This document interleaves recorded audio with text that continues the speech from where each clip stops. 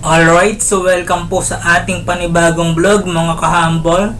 Anyway, sa bidyong ito ay alamin naman po natin ang pinagmulan ng pangalan ng Malolos sa Bulacan. Alright, so shoutout po sa mga kahambol natin dyan. Anyway, kung bagong viewer ka pa nga lang po sa channel na ito, ay huwag mo pong kalimutan na mag-subscribe. At isama mo na rin po pati yung bell notification.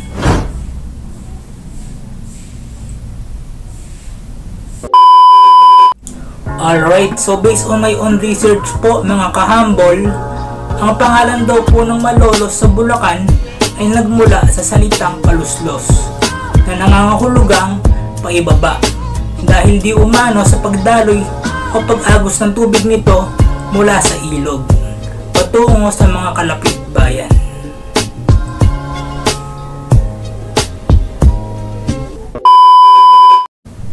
Alright, so shoutout po sa mga kahambol natin dyan sa Malolos, Bulacan, no? And most especially kay Gob Daniel Fernando. Patay! Gob, shoutout po sa inyo.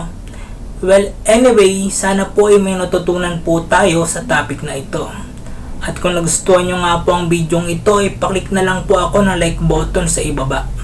And please comment down below your reaction and opinion in this topic. And please don't forget to subscribe. Thank you.